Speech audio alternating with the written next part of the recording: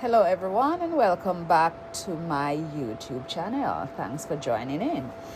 In today's video we will having a discussion on people coming from the US and coming to Jamaica. Specifically, there has been a controversial issue that has been making headlines across Jamaica and the Caribbean. You must have heard about it or probably seen it somewhere, or if not, you're hearing about it now, where the Jamaican government, they have been discussing an agreement with the United States that could allow some deportees who are not Jamaican citizens and have no ancestral ties to Jamaica to be sent to the island. So we don't even have proper prisons for the prisoners that are on the island in Jamaica now, proper facilities. Where they're gonna house all those new prisoners from Jamaica? How can we afford to do something? Anyway, I don't understand how we can do something like that. How we are able, what is in it? Supporters say this could strengthen Jamaican relationship with the US. How? And they say it could also bring economic benefits. Other critics, they argue that it could create security risk and places additional burden on the already stretched system. The hospitals, them, not in a proper condition. It can't even house we as people who are living in Jamaica. So how comes now them want to carry people from all the way in the United States, a big country like that, to send come to Jamaica to come and do what? Our system cannot hold them. You understand me? Our system cannot hold these people. So I don't understand why they send them come to Jamaica for do what? What we gonna do with them, and we don't even have the facilities. So in today's video we're gonna be looking at the two sides of the argument. Should Jamaica accept non-Jamaican deportees from the United States? Let's have a breakdown and look and how we can go about getting to understand more of what is going on. Traditionally, when someone is deported from a country, they are returned to their country of citizenship. Anywhere you come from, you always go back. However, in recent years, the United States has sought agreement, and it's not just with Jamaica, it's with other countries as well. So they could send, if you commit any crimes and so in America and your country of origin no want you, apparently they can send you at any country. So whether you speak the language, yes or no, whether you know anything about it, yes or no, they can just send you anywhere they want to. So in recent years, the United States, they have sought agreement with several countries to accept migrants and deportees whose countries of origin may refuse to take them. So them own country refuse to take them. So why we have to take them? We don't have anywhere to put these people. Where are we gonna put these people? Anyway, the Jamaican government, they have confirmed that they are in discussion with the US regarding this type of framework that they're coming up with to house non-citizens in Jamaican jail. Government officials, they have also stated that any arrangements could be controlled and subject to approval. Them just said that no, but when Trump tell them to do something, apparently everybody has to do it. The issue has sparked debate among politicians, legal experts, and ordinary people. Of course it would. Many people are asking, why Jamaica? What is in it for Jamaica? And what could go wrong? You understand me? So a lot of people are concerned about why they're sending these people to Jamaica. Jamaica is a small country. We cannot manage this for our own prisoners. So how are we going to manage this for people who are coming from the United States with different type of thing to come tell our prisoners? According to some people, they must say the US and Jamaica, this will make the bond between the country more stronger, because at the end of the day, you know, the countries, they need to get along. But this is more kind of bullying. Some critics are saying it will build stronger relationship with the United States. The first argument is in favor is diplomacy. The United States is Jamaica's largest trading partner, and it's one of our most important allies. Supporters argue that the cooperation on migration issues could strengthen ties between Kingston and Washington. Is that what they think? A strong relationship with the US can have benefits include increased cooperation and security, economic partnership.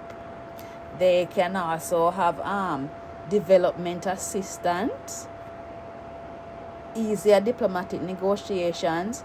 Some critics even believe that helping the US with a difficult migration challenge that could increase Jamaica influence and goodwill. It could also have potential economic benefits. Another argument is that financial support.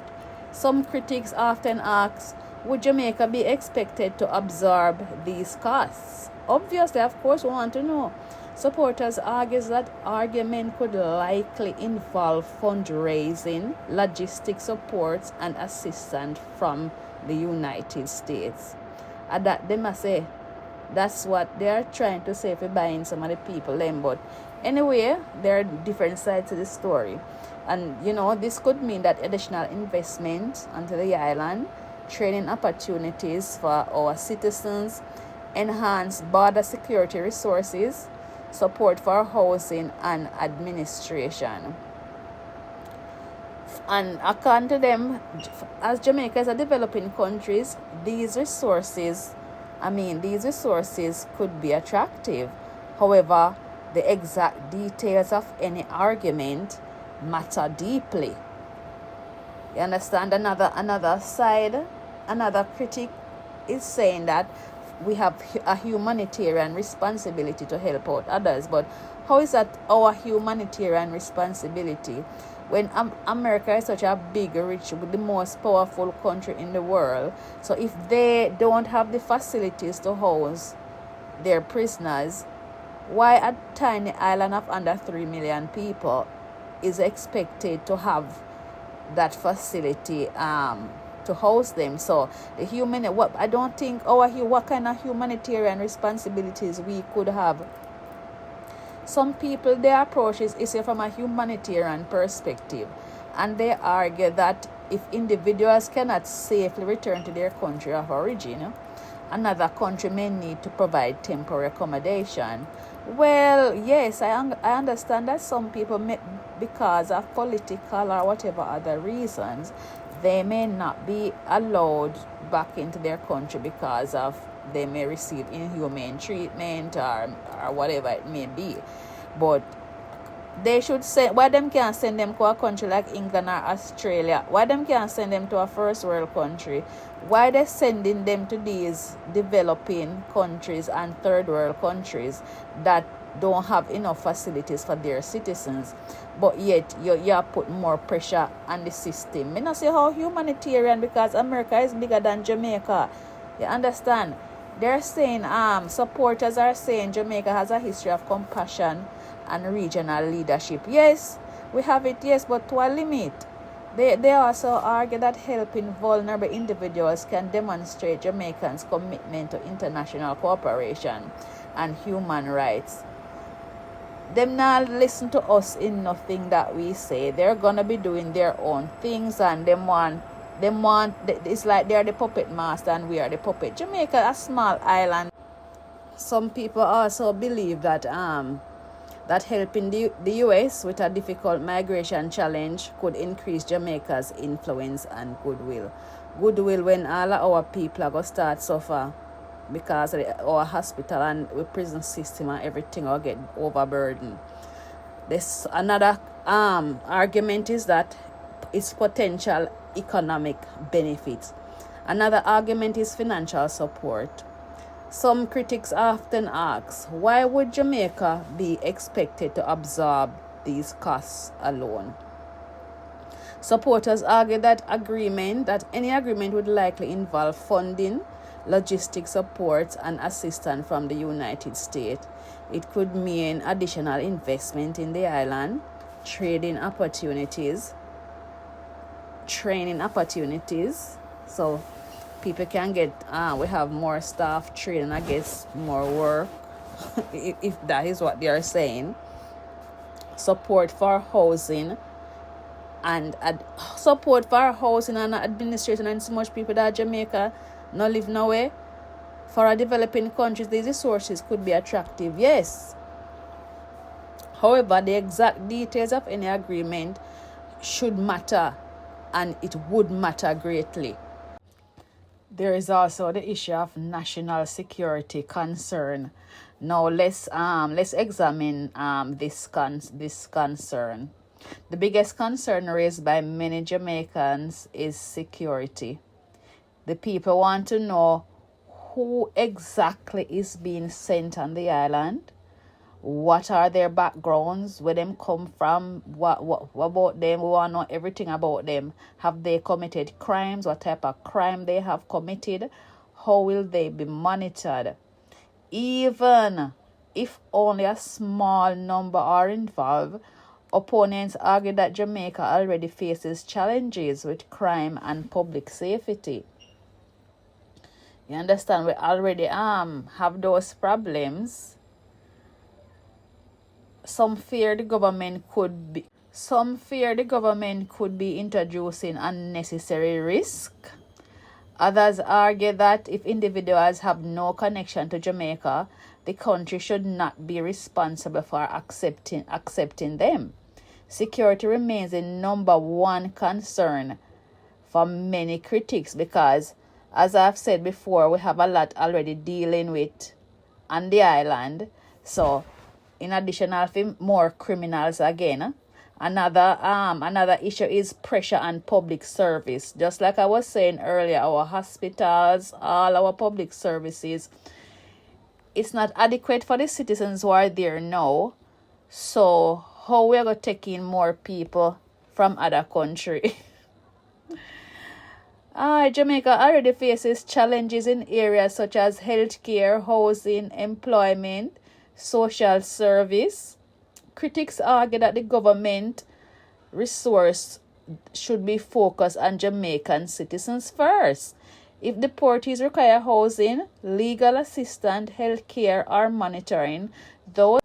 So, as a lot of people are arguing, if we are struggling to meet the local needs, why should we take on additional responsibility? Another point is that national sovereignty and fairness. Perhaps the most emotional argument revolves around fairness. Opponents argue that Jamaica should not become a destination for individuals rejected by other countries, rightfully so. They ask, why should Jamaica solve a problem created elsewhere? Why should a small island nation accept people with no connection to the country? Why would that be possible? Is it about sovereignty? They believe Jamaica should determine its own priorities and avoid arrangement that could compromise national interests. We have to try and balance both sides. The reality is that this issue is not black and white. Supporters see diplomatic and economic opportunities. Critics see security and social risk. The outcome depends largely on details that the public may not yet know, including who will be transferred, how many people, what screening procedures will be used, what financial support will Jamaica receive, how long would individuals remain on the island. Without clear answers, the public concern is understandably. So we're now coming up to our conclusion. So should Jamaica accept deportees who have no ancestral or citizenship connection to the island? Some Jamaicans say yes, if there are strict safeguards, proper funding, and clear national benefit. Others say no, arguing that Jamaica's responsibility should be its own citizens first. Just like how Trump said America first, it should be Jamaica first. This debate is likely to continue as more details emerge. Now, guys, I want to hear from you. Do you think Jamaica should participate in such an argument with the United States? Leave your thoughts in the comments. If you enjoy this video, don't forget to like, subscribe, and turn on the notifications so you never miss an update. Thanks for watching, and I'll see you in the next video. Bye.